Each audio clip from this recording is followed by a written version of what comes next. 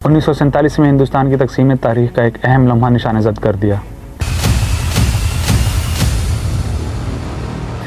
تقسیم ہند نے British India کو مذہبی حقوق کی بنیاد پر دو ممالک ہندوستان اور پاکستان میں تقسیم کر دیا۔ اس تقسیم کے نتیجے میں بڑے پیمانے پر نقل مکانی ہوئی، تشدد اور افراتفری کے درمیان 15 ملین سے زائد لوگ سرحدوں کو عبور کر گئے۔ ایک اندازے کے مطابق فرقہ وارانہ فسادات اور قتل و غارت گری میں 10 سے 20 لاکھ لوگ اپنی جانوں سے ہاتھ دھو بیٹھے۔ وسیع پیمانے پر لوٹ مار، اغوا اور اجتماعی قتل نے دونوں ملکوں پر گہرے داغ چھوڑے۔ اس کے نتیجے میں کشمیر کا تنازع ایک متنازع مسئلے کے طور پر ابھرا، جس نے ہندوستان اور پاکستان کے درمیان جاری کشیدگی اور جنگوں کی ہوا دی۔ تقسیم نے تنازعات کی ایک دیر پا وراثت چھوڑی، جس سے ہندوستان اور پاکستان کے تعلقات اور لاکھوں بے گھر ہونے والے لوگوں کی زندگیاں متاثر ہوئیں۔ دوستو، آج تک آپ کو بہت کہانیاں سننے کو ملی ہوں گی انڈیا کی تقسیم کے بارے میں، لیکن ہسٹری کے مطابق آئیے آج ڈیٹیل میں بات کرتے ہیں انڈیا کی تقسیم کے بارے میں۔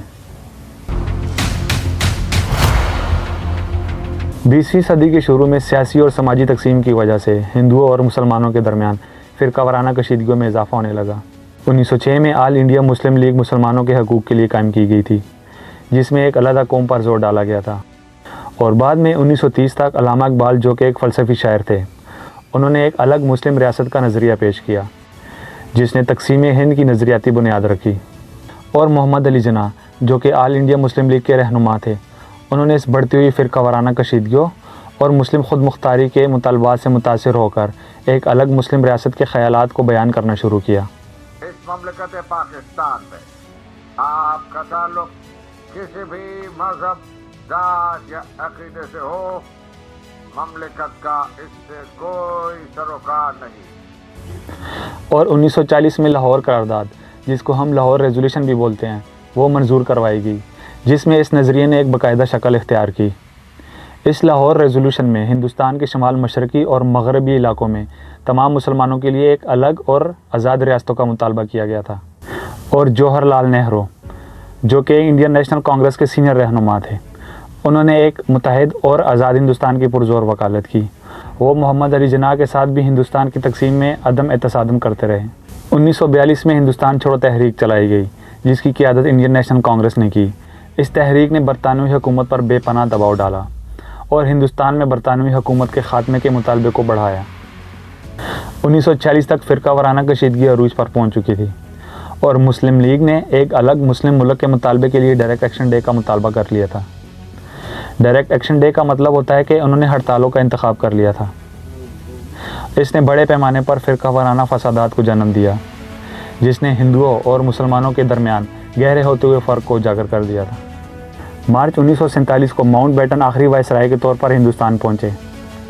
ماؤنٹ بیٹن، جو کہ برطانوی ہندوستان کے آخری وائسرائے تھے اور آزاد ہندوستان کے پہلے گورنر جنرل تھے، 3 جون 1947 کو ماؤنٹ بیٹن کے پلان کا اعلان کیا گیا، مطلب ماؤنٹ بیٹن کا پلان سب کو بتایا گیا، جس میں برطانوی ہندوستان کی تقسیم کے فریم ورک کا خاکہ پیش کیا گیا تھا۔ اس نے فرقہ وارانہ فسادات سے نمٹنے کے لیے مذہبی حقوق پر بنگال اور پنجاب کی تقسیم کے ساتھ دو ممالک ہندوستان اور پاکستان کے قیام کی تجویز پیش کی تھی۔ اس منصوبے نے 1947 میں اگست کے مڈ تک آزادی کے لیے ایک ٹائم لائن مقرر کی تھی، اور جس کی منتقلی کے لیے محدود وقت رہ گیا تھا، اور انڈین نیشنل کانگریس اور مسلم لیگ دونوں نے اس منصوبے کو قبول کر لیا تھا، جو کہ برصغیر کی تقسیم کی طرف فیصلہ کن قدم تھا۔ اور سیریل ریڈ کلف، جن کو پنجاب اور بنگال دونوں صوبوں میں باؤنڈری لائنز کھینچنے کا کام سونپا گیا تھا، مطلب جن کو ہندوستان اور پاکستان میں نئی بننے والی اقوام کے درمیان سرحدیں کھینچنے کا کام سونپا گیا تھا۔ سیریل ریڈ کلف کے پاس بالکل بھی زمینی نالج نہیں تھا، اور بالکل نالج نہ ہونے کے باوجود انہوں نے صرف 5 ہی ہفتوں میں باؤنڈری لائنز کھینچ لی تھی۔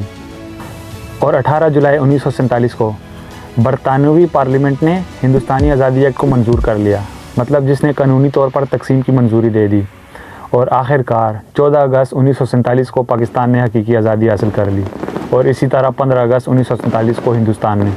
آپ سب آزاد ہیں اپنے مندروں میں جانے کے لیے، آپ سب آزاد ہیں اپنی مسجدوں میں جانے کے لیے۔ اور بھارت کے لیے نئی دہلی اور پاکستان کے لیے کراچی میں نئی حکومتیں مقرر کی گئی، اور اس کے ساتھ ہی مسلح افواج، بیوروکریسی اور قومی اثاثے بھی تقسیم کیے گئے، اور اس کے ساتھ ہی بہت پیمانے پر ہجرت ہوئی، جن میں ہندو اور سکھ ہندوستان چلے گئے اور مسلمان سارے پاکستان آ گئے۔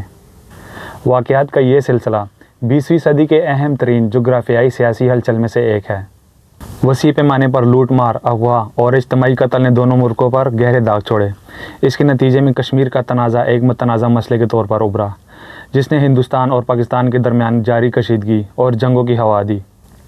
तकसीम ने तनाज़ात की एक देर पा विरासत छोड़ी, जिससे हिंदुस्तान और पाकिस्तान के ताल्लुकात और लाखों बेघर होने वाले लोगों की ज़िंदगियाँ मुतासिर हुईं। तो दोस्तों, ये थी हिंदुस्तान की तकसीम की हिस्ट्री। मुझे उम्मीद है कि आपको सुन के बहुत अच्छा लगा होगा, और आज के लिए इतना ही था। मिलते हैं आपको हमारी नेक्स्ट वीडियो में इंशाल्लाह।